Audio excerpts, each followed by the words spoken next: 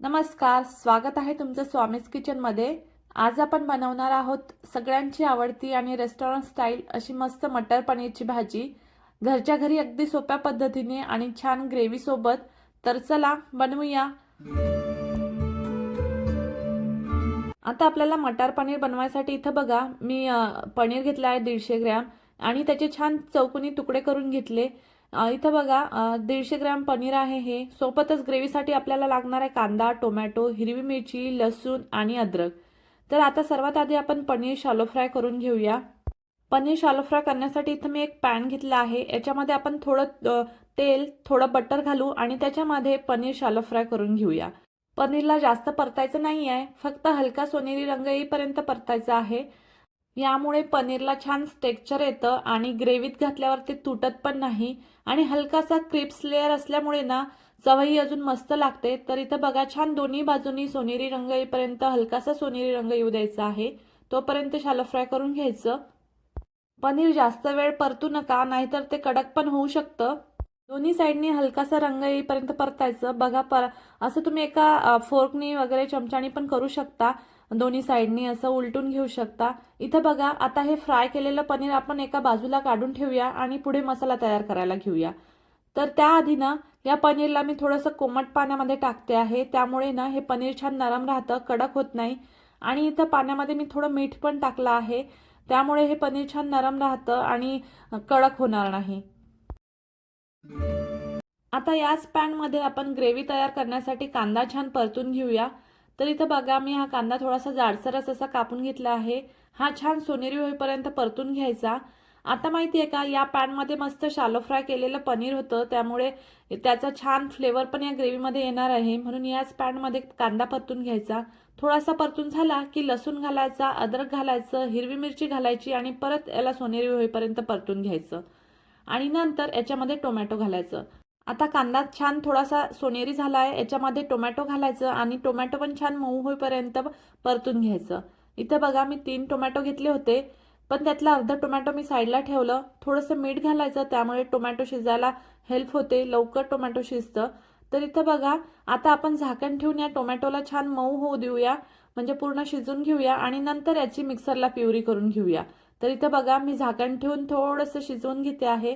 आता आपलं टोमॅटो छान शिजला आहे, मऊ झाला आहे पूर्ण टोमॅटो। आता या ग्रेव्हीला थंड होऊ द्यायचं आणि मिक्सरला वाटून घ्यायचं। आता आपण फोडणी द्यायला घेऊया। त्यासाठी एक कढई गरम करायला ठेवली, त्याच्यामध्ये बटर घातलं, तेल घातलं। तुम्ही फक्त तेल पण घालू शकता, मी दोन्ही घातलं आहे, थोडं बटर पण टाकलं आहे, त्यामुळे भाजीला छान टेस्ट येते। तर इथं बघा तेल गरम झालं की 1 चमचा जिरं घालायचं, 1 तेजपत्ता घालायचा, 2-3 लवंग घालायच्या आणि 2 लाल मिरच्या घालायच्या। हे छान परतून झालं की याच्यामध्ये मसाले घालायचे। आता इथं बघा 1 चमचा तिखट घातले आहे, पाव चमचा हळद, 1 चमचा धने पावडर आणि हे छान व्यवस्थित परतून घ्यायचे मसाले। आणि मग परतून झाले की याच्यामध्ये वाटून घेतलेली प्युरी घालायची, कांदा टोमॅटोची प्युरी। आता बघा मसाले छान तेलामध्ये परतले, याच्यामध्ये आपण ही प्युरी घालूया आणि छान तेल सुटेपर्यंत परतून घेऊया। या मसाल्याला जोपर्यंत तेल सुटत नाही तोपर्यंत छान परतून घ्यायचं आहे। आता इथं बघा मी झाकण ठेवून ही प्युरी छान शिजवून घेते आहे, त्यामुळे याचं तेल छान वेगळं होईल आणि मस्त मसाल्याला तेल सुटेल। इथं बघा आपली प्युरी किती छान झाली आहे आणि कलर पण किती मस्त आला आहे। आता याच्यामध्ये आपण घालणार आहोत 1 कप मटार। तर इथं बघा हे मी फ्रोझन मटार घेतले आहे, तुम्ही ताजे मटार पण घेऊ शकता। ते आधी छान पाण्यामध्ये उकडून घ्यायचे आणि नंतर याच्यामध्ये घालायचे। तर इथं मी फ्रोझन मटार घेतले आहे, त्यामुळे हे उकडायची गरज नाही आहे। तर इथं बघा मटर घालून छान व्यवस्थित मिक्स करून घेतलं, थोडं पाणी घातलं आणि इथं बघा अजून मला थोडी ग्रेव्ही हवी आहे, म्हणून मी परत थोडं पाणी घालते। आता चवीपुरतं मीठ घालायचं आणि एक महत्त्वाची स्टेप सांगू का, ग्रेव्ही छान परतून घ्यायची तेल सुटेपर्यंत, कारण त्याच्यावरच आपल्या भाजीची टेस्ट डिपेंड असते, म्हणून ही स्टेप महत्त्वाची आहे। तर बघा आपला आता ग्रेव्ही छान रेडी झाली आहे, याला एक उकळी काढून घेऊया झाकण ठेवून। आता बघा आपल्या ग्रेव्हीला छान उकळी आली आहे, एकदा मस्त चमचा फिरवून घ्यायचा आणि त्याच्यात आपण शॅलो फ्राय करून घेतलेलं पनीर घालायचं। इथं बघा आता मी शॅलो फ्राय करून घेतलेलं पनीर घालते आहे आणि हलक्या हाताने मिक्स करा आणि 4-5 मिनिटं मंद आचेवर शिजू द्या। तर इथं बघा आता आपल्याला त्याआधी एक स्टेप करायची आहे। शेवटी थोडा गरम मसाला घालायचा, 1 चमचा कस्तुरी मेथी घालायची, कोथिंबीर घालायची आणि मस्त मीडियम गॅसवर परत एकदा उकळी काढून घ्यायची. तर हा मसाल्याचा कच्चेपणा जाईल उकळी काढल्यामुळे, त्यामुळे परत एकदा उकळी काढून घ्यायची आहे. आणि इथं बघा आता झाकण ठेवून मी परत एक वाफ काढून घेते. या स्टेपला ना तुम्ही याच्यामध्ये मलाई घालू शकता, त्यामुळे अजून छान टेक्स्चर येतं भाजीला.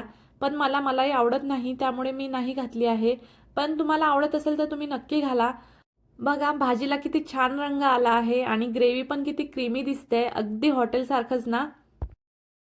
वा, आपलं गरमागरम क्रीमी आणि स्वादिष्ट मटर पनीर तयार आहे.